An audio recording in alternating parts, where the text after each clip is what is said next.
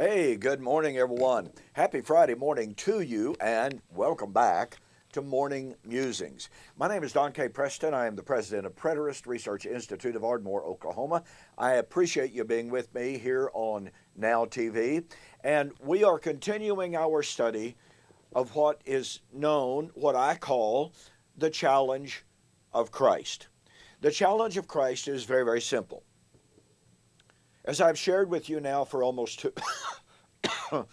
two years, and again, you still have to bear with me a little bit. I'm getting much, much better, but my voice is still very weak as a hangover from having strep throat a month ago. But it's still being sore, especially early morning, late at evening, and you know, it is what it is. But I'm doing the very best that I can. If I have to stop and cough just a little bit, you just have to overlook that, and we will move on from that. Okay, the challenge of Christ.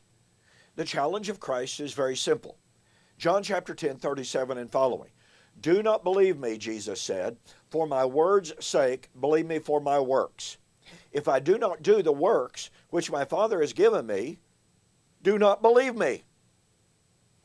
Now look, folks, you know, in Oklahoma, good old USA, we have a saying. You either put up or you shut up. If you can't walk the walk, then don't talk. Those are just colloquialisms that says if you don't do what you say you're going to do, then you have failed to tell the truth. You have failed in your mission. You have failed in your prediction, whatever. The point of fact is, if you say you're going to do something, and you say you're going to do it here at this point of time, and if you don't do it, then you failed. Pure and simple. And the promise of Jesus, the works which the Father gave him to do, is very, very simple. Jesus said, the Son of Man will come in the glory of the Father with his angels, and shall reward every man according to his works. And verily I say unto you, there are some standing here which shall not taste of death until they see the Son of Man coming in his kingdom. You know, I'm a member of an anti-preterist Facebook page. It's a private page, and the other day I wrote an article naming the names of two of the anti-preterists on there in an article that I wrote and posted it on my website, donkpreston.com. Well, one of the guys that I named, now mind you, I did not quote a single word that he said. I just related the situation. And this guy's a lawyer. And so he sent me a private message saying, you will remove my name from your website. That's paraphrase, obviously. And he threatened to sue me. Kind of sad when a Christian threatens to sue another Christian in violation of 1 Corinthians chapter 6. Well, the reason that he was threatening to sue me is because I had exposed his fallacy. I had exposed his doctrine as false. And he didn't want that, so he threatened to sue a fellow Christian. And here's the bottom line. This fellow's eschatology says Jesus lied. It says Jesus failed. It implies failure or lying, or either that or Jesus was just deluded. And I have pointed that out many, many, many times on that Facebook page and a host of other Facebook pages and in my YouTube videos, etc. When you examine the testimony of Jesus and you see what he predicted, you know, there was a guy told me just recently that Jesus didn't predict his coming in the first century. I cited Matthew chapter 10, 22 and 23, in which Jesus sent his apostles out to preach the gospel, and he said that they were going to be persecuted, they were going to be hated, they were going to be chased in persecution from city to city, but you will not have gone through the cities of Jerusalem until the Son of Man is come. Matthew 10, 22 and 23. Matthew 16, 27, 28, which I just quoted. Matthew chapter 24, 29 to 34. Jesus said he was going to come on the clouds of heaven with power and great glory, with the angels, with a shout, with the sound of a trumpet, to gather the elect, and he was going to do so in that generation. And this fella told me, well, that was fulfilled in AD 70 initially, but we're still waiting for the ultimate fulfillment of it, to paraphrase his words. Not a quote. Well, ladies and gentlemen, there is no statement in the Bible that says AD 70 was a type or a shadow of something greater. I wrote a book on this. AD 70, a shadow of the real end, question mark. And I give 10 reasons, I adduce 10 reasons why you cannot make the argument that AD 70 foreshadowed anything else. Did you know that no New Testament writer ever says that AD 70 pointed to something else? Not one of them ever suggests that. They don't imply it. They don't hint at it. And so for someone to claim, oh yeah, AD 70, that fulfilled this verse, this verse, this verse, but it points to something greater. Kenneth Gentry makes that claim. If you say that, then you got to have proof of it. And I have been asking individuals who make that claim that AD 70 foreshadowed the real end, the end of time. I have been challenging these individuals to give me a verse, give me a text, give me a proof of that claim. Not one of them has even tried to give a supporting supporting verse. I don't know why I couldn't get that out. Anyway, so here are individuals who claim to be Christians, ladies and gentlemen, and they are denying the very words of Jesus. Words that are so clear, so undeniable, so emphatic, so explicit that anyone can understand them, that you've got to have help to misunderstand. Let me illustrate that. Just this morning. Now, I'm filming today's video on July the 9th, okay? So I'm filming 2 weeks ahead. Just this morning on YouTube, I watched a video, and the big bold title of that video was, Proof Positive That Jesus Lied. Do you catch that? Proof positive that Jesus lied. Well, I was just intrigued. Let's see what this young guy has to say. Well, he informs his viewers that he was raised in a Christian home. A Christian home that firmly believed that the rapture was going to be any moment. He said he used to live in fear. If mom and dad went to the grocery store and left him at the house, he literally lived in fear that they would never come back. And he lived in fear of the abomination of desolation, the great tribulation, the man of sin. Obviously, he was raised in a dispensational world and environment. Listen to me. I know lots and lots and lots of people who were raised in that same kind of fearful environment. They literally lived in fear of tomorrow or even today because they read the works of Hal Lindsey, Spargiamino, LaHaye, and the list is long. You know that. Of men who kept telling us, oh, it's this generation. Oh, the rapture could take place at any moment. Listen, I sit and watch John Hagee on TBN in 1999. I sat and watched it myself. Say, the rapture could occur in the next 6 months. The host was shocked. Are you saying we're that close? And he said, I'm saying we are that close. Oh, by the way, the host that day was Benny Hinn. You remember Jack Van Impe predicted the end would come in 1999? So here's this young man raised in that kind of an environment. And he literally mocks now Christianity. So he produced this video, absolute proof that Jesus lied. Undeniable proof that Jesus lied. So I'm sitting and watching, and look, I mean, I've heard these claims before, so I didn't suspect that I was going to hear anything new, and sure enough, I didn't.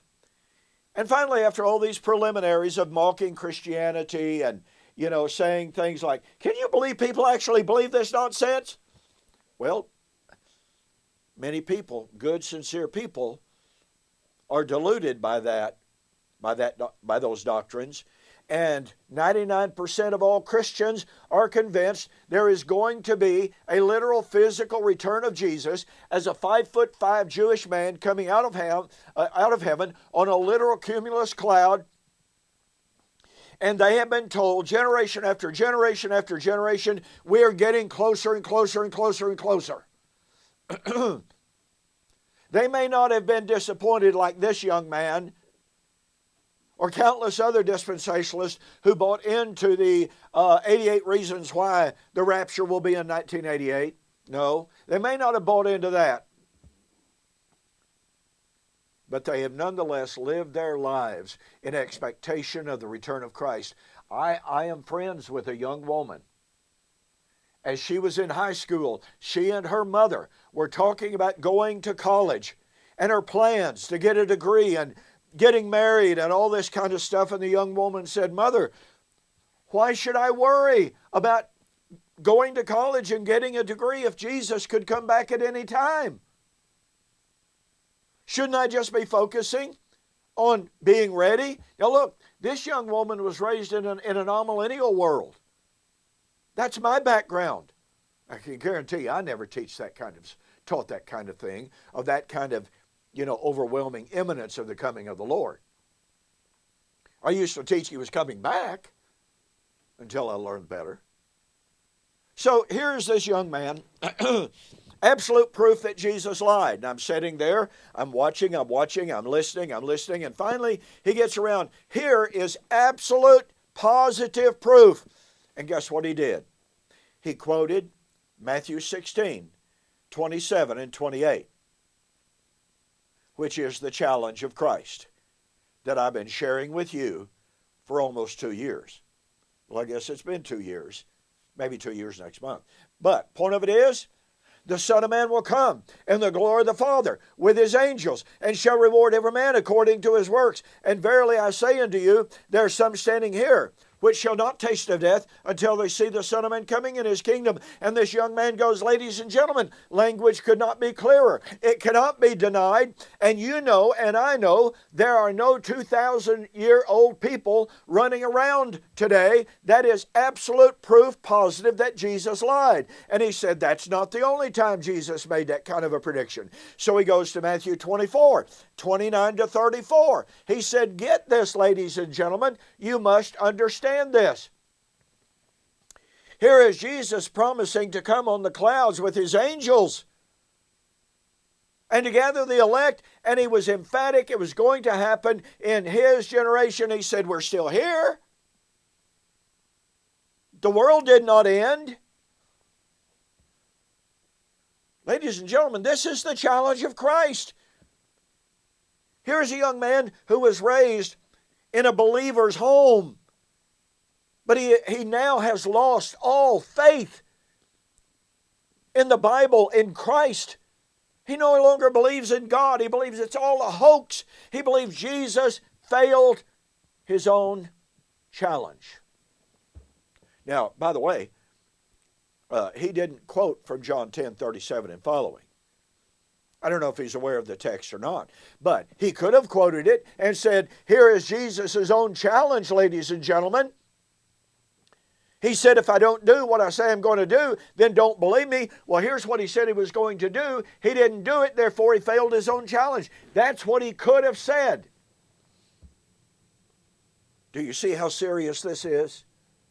And so, when, as we began 2 or 3 weeks ago, to examine the claims of the dispensational world that says, well, you know, Jesus came at just the right time. Jesus came at the end of the 69th week of Daniel chapter 9, and he came to establish the kingdom. Yes, he did. And he came to offer the Jews the kingdom. Yes, he did. But because the Jews rejected the offer, the kingdom offer was withdrawn. The prophetic countdown was postponed.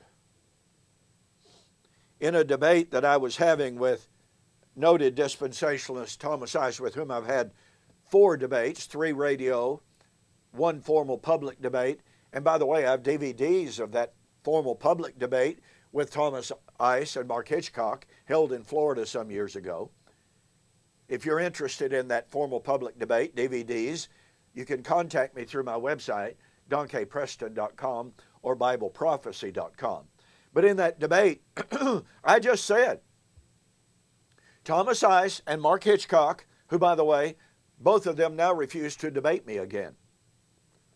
They've been challenged multiple times to debate me again. They won't do it. So I said in that debate, Thomas Ice and Mark Hitchcock say that Jesus came at just the right time, the time predicted by Daniel chapter 9. He came to offer the kingdom. They agree with that.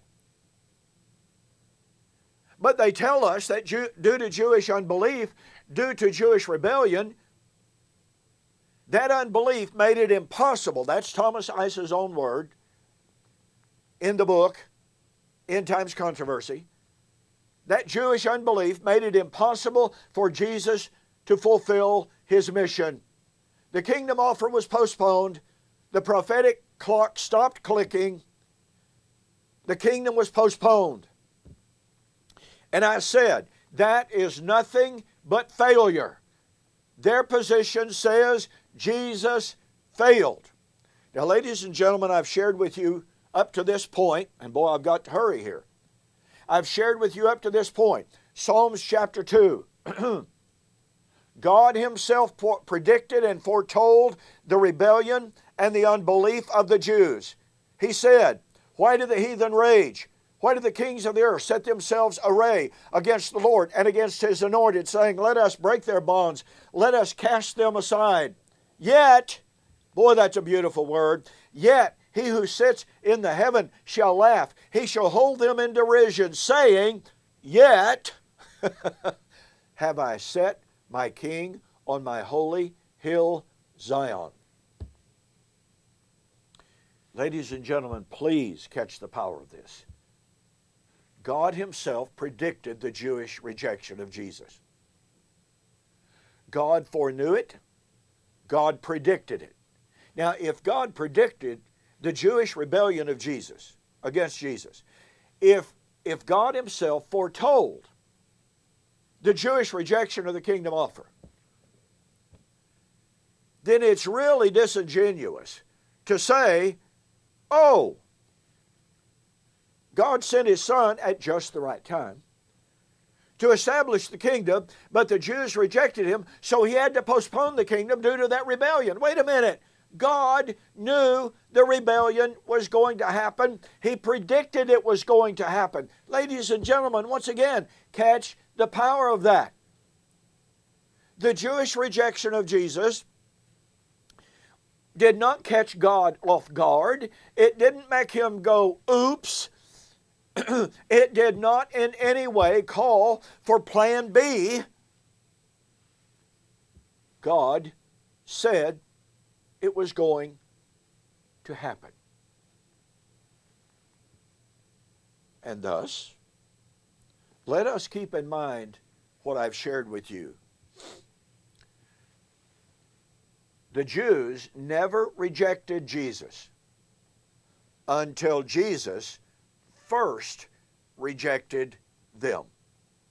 In John chapter 6 and verse 15, after feeding the huge multitude, which got that crowd in a frenzy of messianism,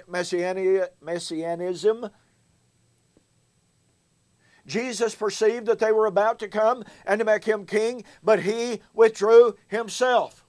Now ask yourself the question, ladies and gentlemen, if the Jews wanted the kingdom, and they obviously did, and if Jesus came to establish the kingdom, and even the dispensationalists say he did, then why did Jesus reject their offer to be their king over the kingdom?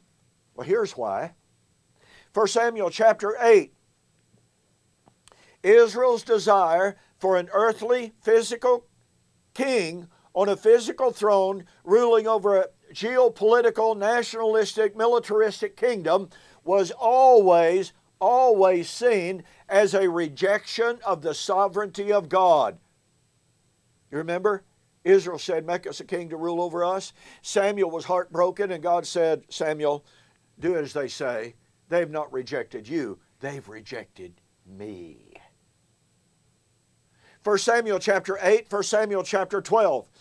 Twice, ladies and gentlemen. Number one, Samuel said, you have rejected the Lord God, your king, in desiring a king over you. 1 Samuel chapter 12, the people acknowledge we have sinned greatly against God in desiring a king over us. Now look, ladies and gentlemen, anytime the Bible says something 3 times, you know what? We really ought to pay attention to that. Don't you think?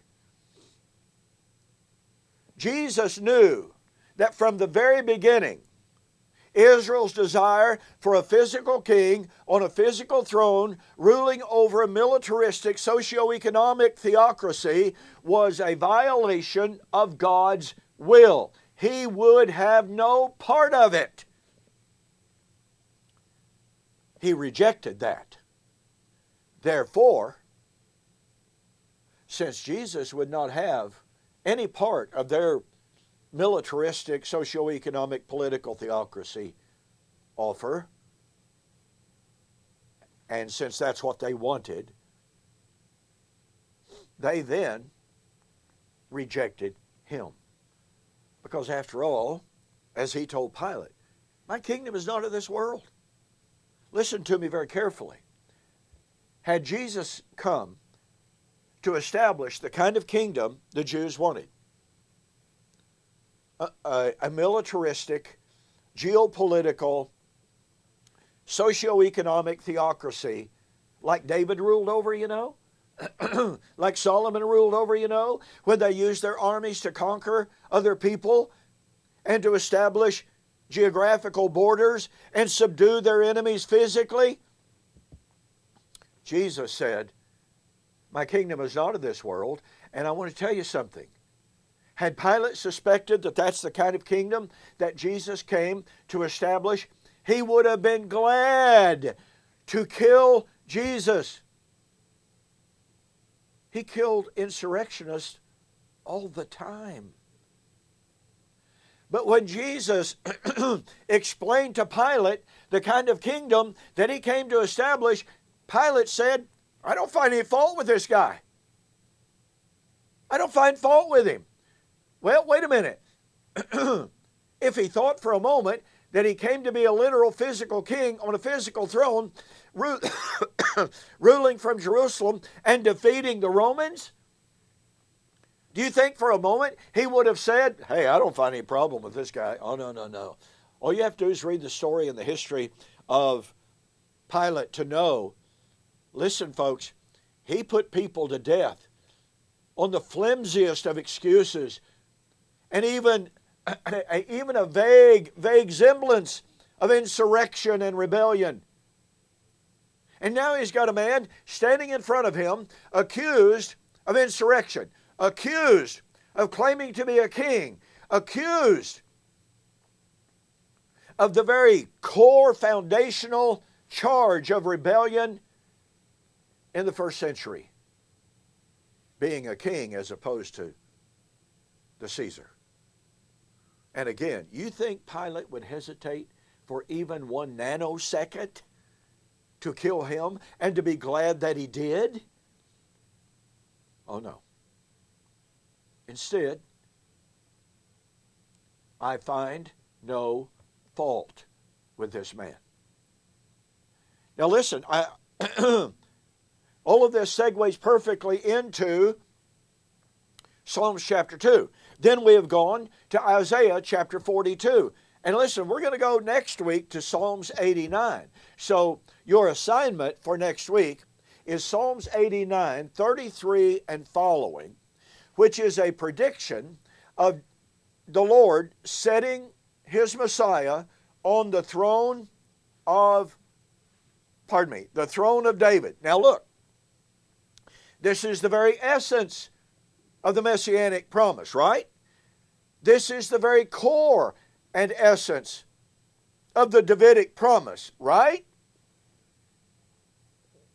So, read and study Psalms 89, 33 and following.